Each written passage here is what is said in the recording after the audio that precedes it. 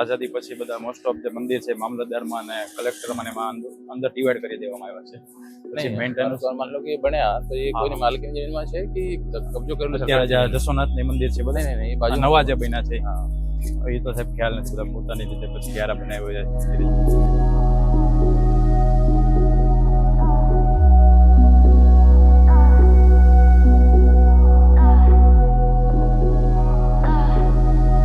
આપણે કઈ બાજુ શોર્ટકટ છે? આ બાજુ થઈ કે આ બાજુ થઈ? બંને સાઈડ સરખું છે.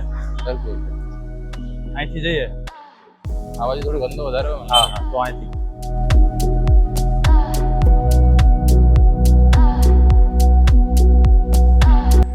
બીજું સામે જે મંદિર છે એક જુવાનેશ્વર મહાદેવ છે આપણે સામે. હા, એ પણ આથી 150 વર્ષ જેટલું જૂનું છે. એ આપણે જસવંતસિંહજીના જે વાઇફ હતા એમ જસવંતસિંહજીના જ દીકરા હતા બીજા જુવાનસિંહ અને દત્તસિંહજી. જુવાનસિંહ બહુ જ નાની ઉંમરે સ્વર્ગવાસ થઈ ગયો હતો, તો એમના મધરે પોતાના જે સ્વખર્ચે જે બચાવ કરીને જે ખર્ચો પૈસા બચાવ્યો હોય એમાંથી આખું મંદિર જુવાનસિંહજીના સ્મૃતિમાં આખું મંદિરે બનાવેલું.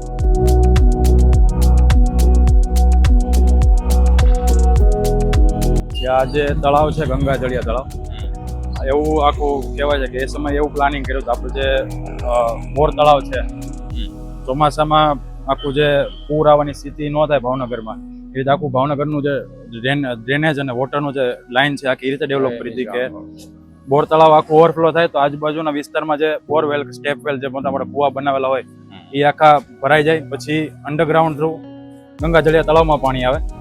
પછી આજુબાજુના જે દિવાનપરા, પછી આપણો જે મેઇન અત્યારે એમજી રોડ છે એ રોડના આજુબાજુના બધા મકાન છે એમાં પણ આજે આપણને મોટા મોટા કુવાની જોવા મળશે ઊંડા. એ બધા ઓવરફ્લો થાય પછી ડાયરેક્ટ આપણા જે જૂના બંદર દરિયામાં સીધું પાણી નીકળે. એ રીતની આખી સિસ્ટમ હતી. અહીંયાથી એક અંદર મારા ખ્યાલથી છે અંદર આમ નીચેથી એક આખો ડ્રેનેજ જાય પાણી, જોયેલું છે.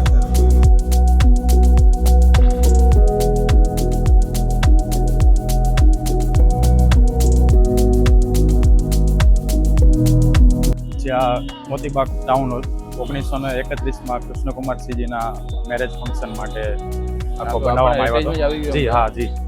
અને આ બિલ્ડિંગ આખું એમ કહેવાય ને આપણે અત્યારે આપણું પોતાનું મકાન નાનું એવું બનાવવું હોય તો 1 વર્ષ જેવો ટાઈમ વયો છે. અને આ આટલું બિલ્ડિંગ બનાવતા માત્ર 90 દિવસ થયા હતા એ સમય. ડિઝાઇન પહેલેથી આ જ છે. અત્યારે એને રિનોવેટ કરીને ખાલી કલર નવો કર્યો છે. અને અંદર જે આપણે જે સીલિંગ છે એ સીલિંગમાં અત્યારે પીઓપી વાળું જે કર્યું છે એ એક ચેન્જીસ છે. બાકી એ સમયે આખી જે સીલિંગ છે એમાં પેઇન્ટિંગ હતા આખા. તમે આની વાત કરતા હતા મને લાગે. જી જી હા. આ પાણી ત્યાં તખ્તેશ્વરથી આવે છે મને લાગે ને? હા, અંદર અંડરગ્રાઉન્ડ થઈને આખી લાઈન આવે છે.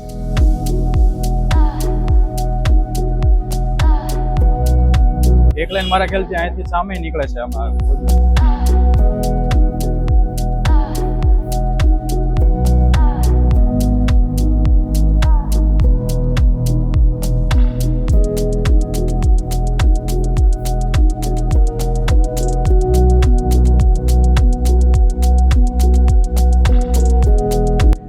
આ જે બધું દેખાય છે એરિયા અત્યારે બિઝનેસ શોપ બની છે એની પાછળ આખો મહિલા બાગ હતો.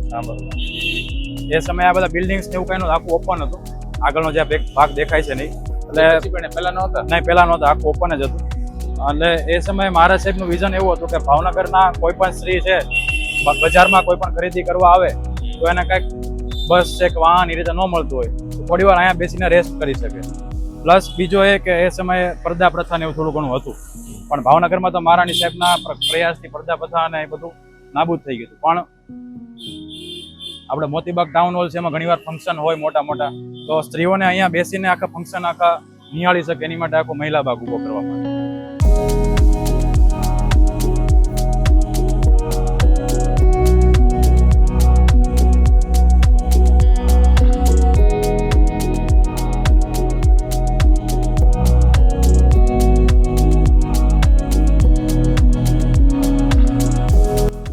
સામેની જે બિલ્ડિંગ છે એ 1857માં બનેલી છે.